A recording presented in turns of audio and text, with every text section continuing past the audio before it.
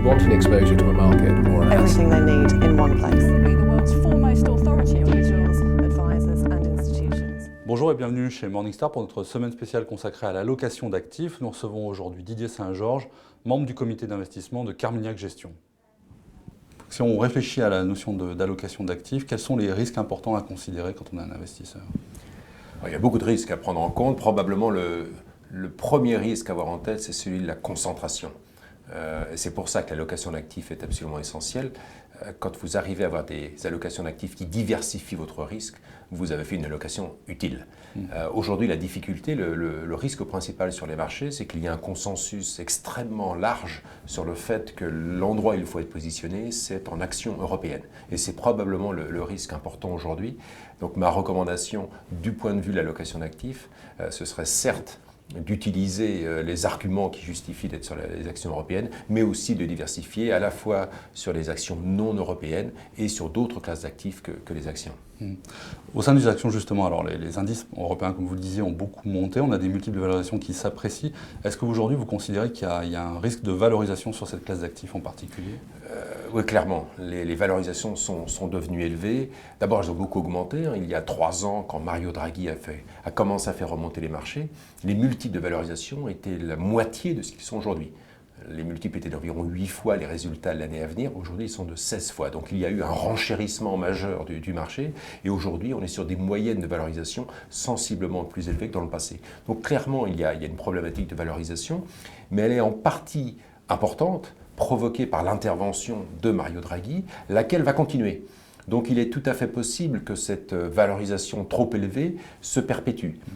Mais de toute évidence, il faut commencer à être prudent, car on rentre dans des zones de valorisation très élevées. Aux États-Unis, alors il y a une problématique qui est différente, c'est celle d'une remontée des taux de la Fed. Alors quel risque ça peut générer dans un portefeuille et comment est-ce qu'on peut s'en prémunir? Oui, alors la première des choses, c'est peut-être de ne pas être trop inquiet de ce risque-là, au sens où depuis, me semble-t-il, de nombreux mois, les marchés ont tendance à surestimer le rythme de la croissance américaine.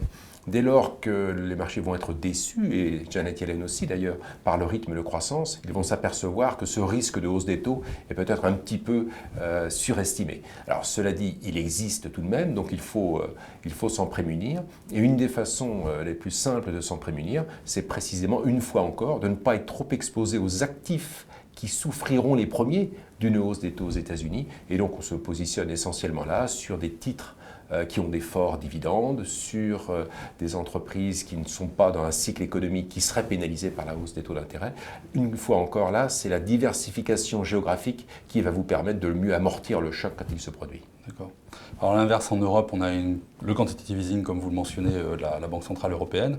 Ça conduit les taux à tomber en territoire négatif de manière de plus en plus ample. Alors quel impact ça peut avoir sur une allocation, sur la partie obligataire, et comment est-ce qu'on peut gérer au mieux le risque dans cet univers-là? Ouais.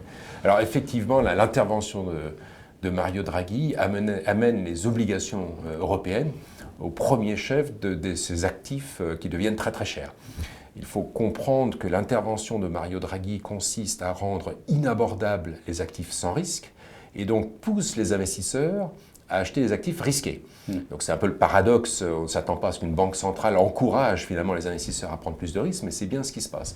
Et donc là encore une fois, la meilleure façon de gérer ce risque-là est de ne pas complètement tomber dans le piège de prendre de plus en plus de risques, d'acheter des titres de plus en plus risqués, mais au contraire d'aller se mettre sur des actifs qui ne profitent pas aujourd'hui de ce gonflage des valorisations par Mario Draghi, qui sont un petit peu oubliés, qui ne sont pas du tout en zone européenne, qui sont dans le monde émergent, qui sont au Japon, parce que ces titres-là, aujourd'hui, ne paraissent pas particulièrement intéressants, mais sont très diversifiants en termes de risque. D'accord. Didier, merci beaucoup. Merci. Pour Morningstar, je suis Jocelyn Joven, merci de nous avoir regardés.